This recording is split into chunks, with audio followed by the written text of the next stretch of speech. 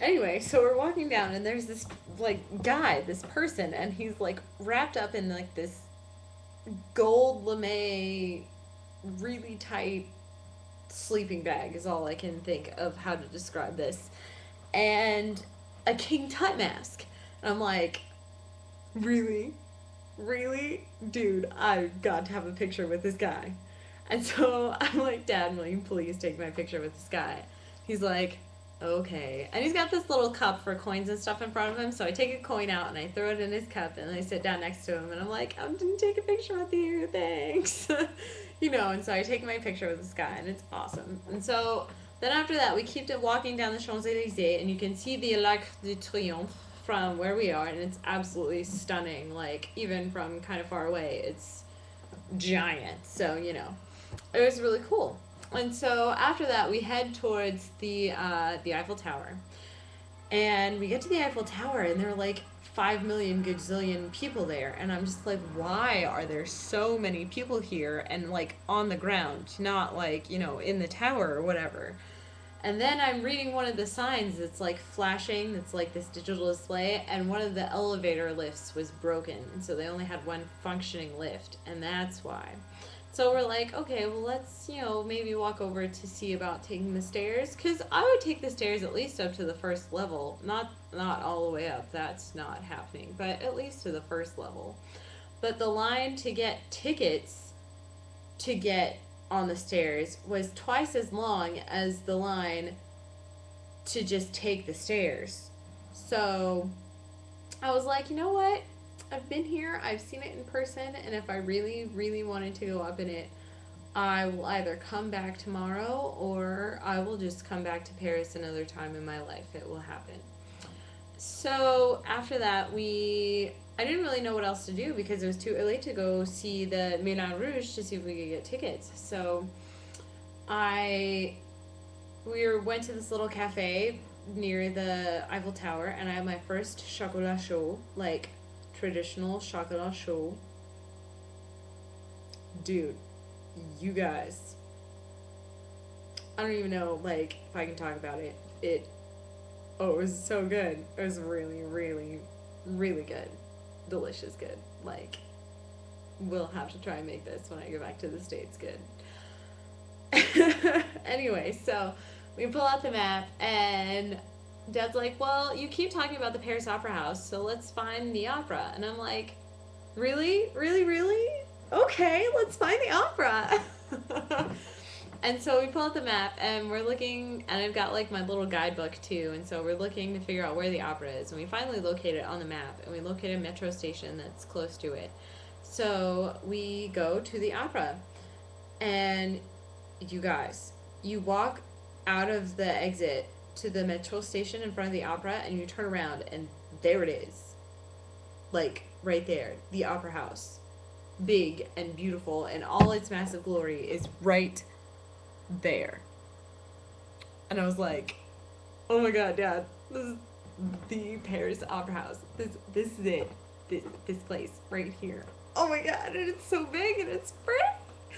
Oh, it's so pretty. And I was geeking out major. Anyway, so you start walking up towards it, and we can hear this like music going on, and it's like this cool, funky, like brass band kind of groovy music, and you're like, what is this music? And so we get up there, and it's like this, some saxophones and a couple of tubas, a euphonium, and some trombones and a couple of trumpets, and then like two drums, which are played by women. I will have you know. Thank you very much. Go, Mom. Anyway, that was for Mom, in case you didn't know. Anyway, they were really, really good. Like, I stood for at least 5 or 6 minutes just listening to them play. They were really good. Like, it got to the point where Dad was like, do you want to go buy one of their CDs? Because they had CDs sitting around. So I was like, you know what? Yeah, I do. I do want one of their CDs. So I ended up buying one, and it's really good. I've listened to it like 3 times already. I enjoy it a lot. And we got there too late, like about half an hour to an hour too late to actually go inside and like take a visit, look around the opera house, which was really sad. But it was like the outside of it by itself is just stunning, and it was really fun. But by that time, it was, by the time we got on the metro to get all the way to the Moulin Rouge, it was time to, like, go see if we can get tickets to the Moulin Rouge. And so we go and pop out of the station, which is right in front of the Moulin Rouge, like basically literally right in front of it. And the queue up is not very long at all. And so I'm like, oh my god, it's the Moulin Rouge and it's not a very long queue. We have to at least attempt to get tickets. We can't not attempt to get in. And so we're standing in line and we're like moving slowly forwards. And then we get up to like the front and there's this dude in a suit and like a security earpiece. And he's like, tickets, please. And we're like, we want to buy tickets. Can we buy tickets? And he's like, no, the show for this evening is sold out. I'm sorry. You could try the cabaret place on the corner. And we're like, oh, damn it. Because, that's one of my 5 things, was I wanted to see a show at the Moulin Rouge. So, obviously, I have to go back to Paris because I've not seen a show at the Moulin Rouge. Anyway, we get out of the queue, and Dad has spotted this thing across the street, and he's like, well, let's regroup, and while we do that, let's feed you something that you obviously have to have very often.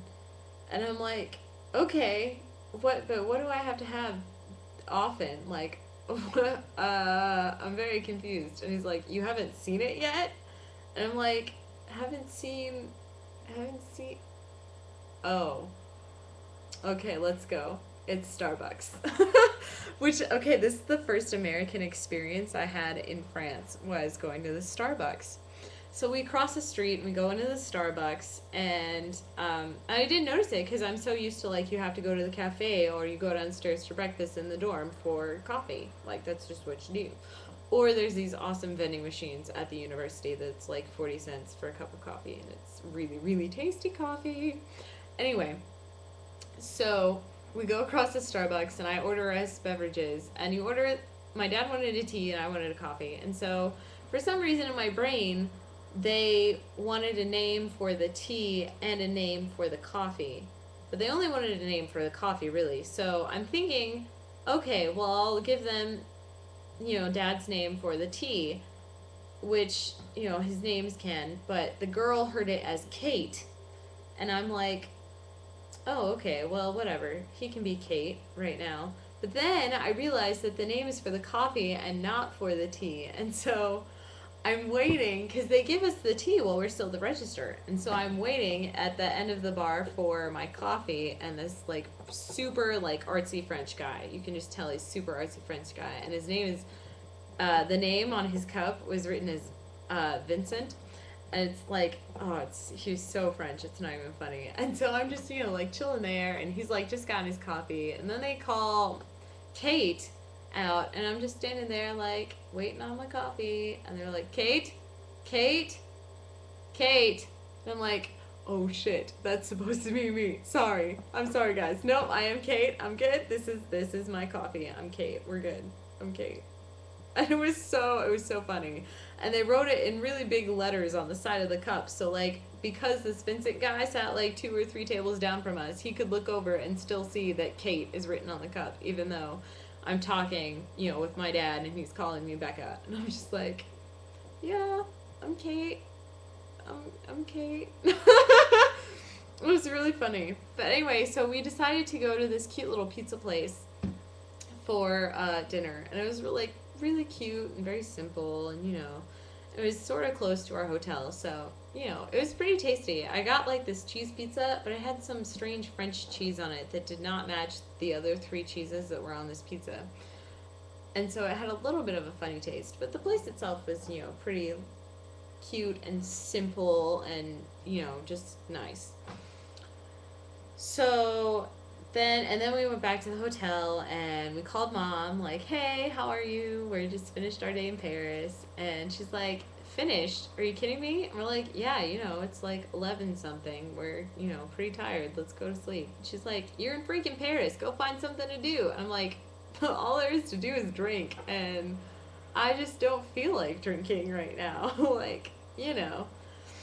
So she's like, okay, well, go to sleep while you're in Paris. We're like, okay, Mom, promise, it's okay. Because we were both so tired, because we'd gotten up early and we didn't, it'd been a late night the night before, and so. Anyway, so the next morning, Dad's train left at about 9 o'clock, so we went down to breakfast, and then we took the metro to Dad's station, which I had decided I was going to the catacombs, because I hadn't gone to the catacombs yet, and it happened to be the same metro train that took me from Dad's station to the catacombs. So I get there, and I'm a little early, and I end up being with the first group to go in. And you guys, the catacombs are